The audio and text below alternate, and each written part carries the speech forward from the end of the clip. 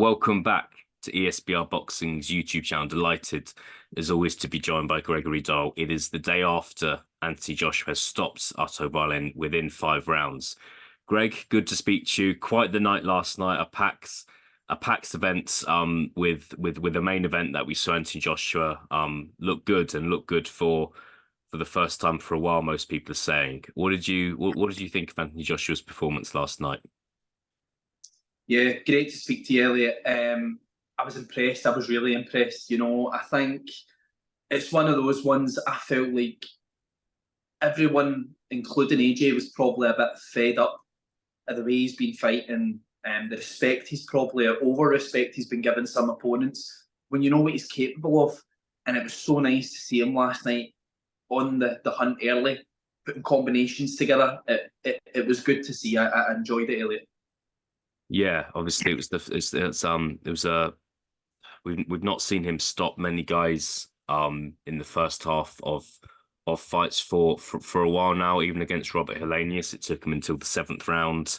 Jermaine Franklin went the distance. Obviously, had the losses against Alexander Usyk. So we've just not seen Joshua dismantle, is the word I would use to describe. We've not seen him really do that to someone in that fashion, and someone who, look, some people were picking Otto Wallin to upset the apple cart. We saw an upset earlier in the night between Joseph Parker and Deontay Wilder, and yeah, I think what maybe possibly riled Joshua up more is some people were tipping Wallin to win, or at least Joshua to have a tricky fight.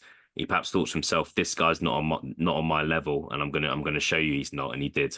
So really, really impressive. What was the one factor that impressed you the most, Greg? Was it was the combinations? Was it the confidence?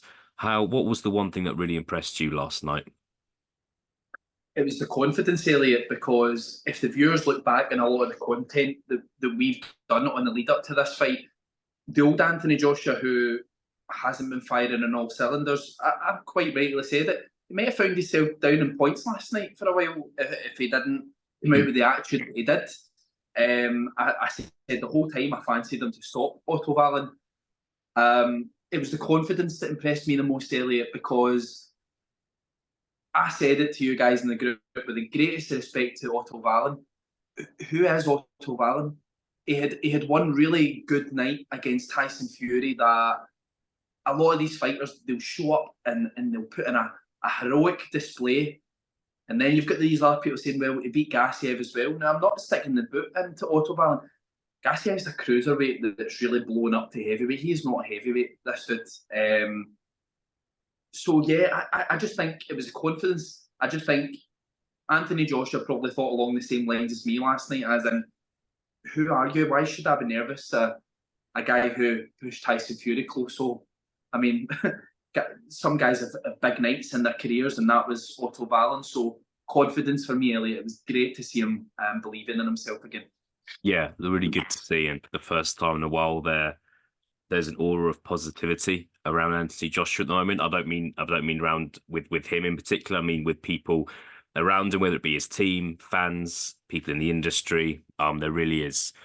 Going to move on to what's next, as we do here. It's been great to see Joshua active this year. 3 fights in, I think it's 9 months. Hopefully he's back out March, April time. So just want to get your opinion on a couple of those potential fights, Greg.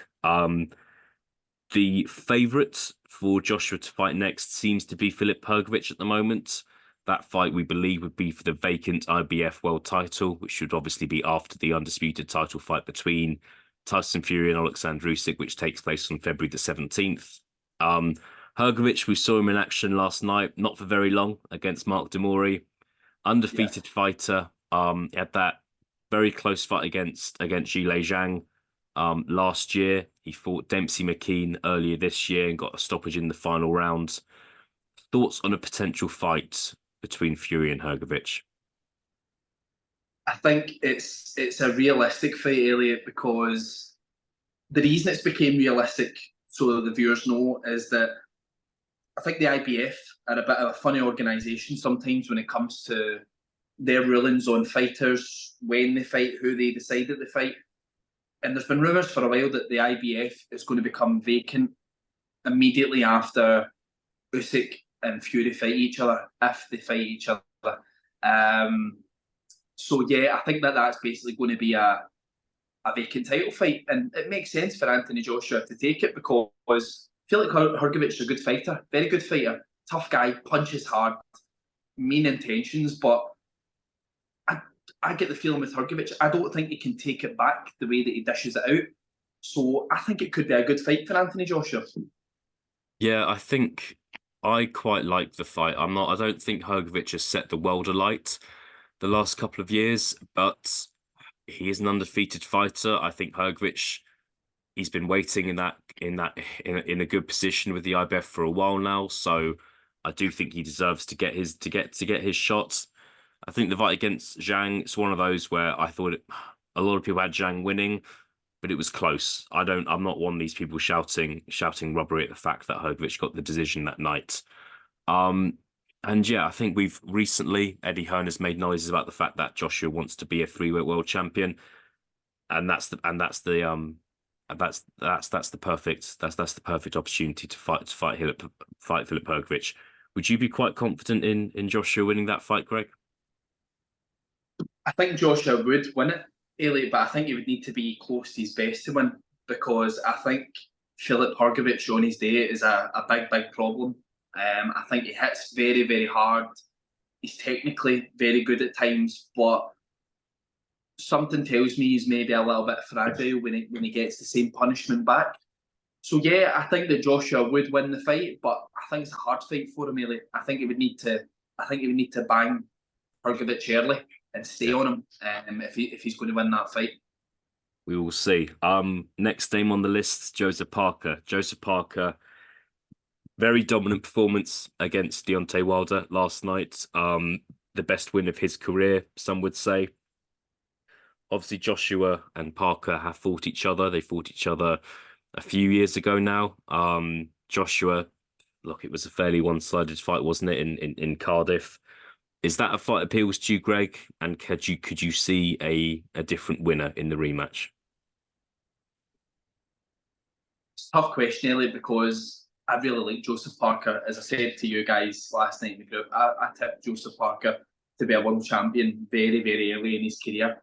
Andy Lee is possibly the most knowledgeable man in boxing for me. He can do no wrong in my eyes. I think it's more celebrating what a great result that was for Joseph Parker last night. I don't want to rain on his parade and say Deontay Wilder wasn't Deontay Wilder, but he wasn't. And I think with Joseph Parker, he's got a few good wins left in him. I think he could upset a lot of fighters, but the elite of the heavyweight division, I'm not so sure. I think I could maybe see the same result again. But you know what? I'm open to it. He deserves it after that last night. So we will see. Yeah, it's a possibility. It's definitely a possibility. Last Yeah. couple of names, Greg, before we round off for Christmas. Name I have to put in there, Francis Ngannou. Francis Ngannou had a very close fight with Tyson Fury a couple of months ago. We've not heard too much from him and his team in terms of what his next movements are going to be, if they're even going to be in boxing. There's been talk of that fight happening pre last night. I'm sure for some people it's very exciting. Maybe some people not so much. Some people just want to see Joshua fight other guys. Where do you stand on Joshua possibly fighting Ngannou? Anthony Joshua would knock Francis Ngannou out. I've absolutely no worries about that whatsoever. People need to remember Tyson Fury is sometimes a back foot skilled fighter. Anthony Joshua, if he walks forward, he's going to be throwing bombs at Ngannou. Ngannou wasn't hit with any bombs against Tyson Fury. Great performance. Give the guy all the credit in the world, but I think Joshua would probably prove to him that he belongs in the MMA world if that fight was made. Yeah, not tipping Ngannou to win on points then. Absolutely not. Absolutely not. No, less said about that, the better. We'll round things off there, Greg. I think, look, we a quick mention that there is maybe we will finally see Joshua and Fury next year. However, I just feel like there's a lot of ifs and buts there. Does Joshua face Ngannou? Does Joshua face Hrgovic? Does he beat Hrgovic? Does Fury be too sick? There's a lot going on, and we will focus on that in 2024. But for now, as we've said, just great to see Joshua look good again. To be honest, really dominant display, and looking forward to whatever's next for him in 2024. Greg, thank you for your time. Good to discuss this with you, and I will speak to you again soon. Thank you, Elliot.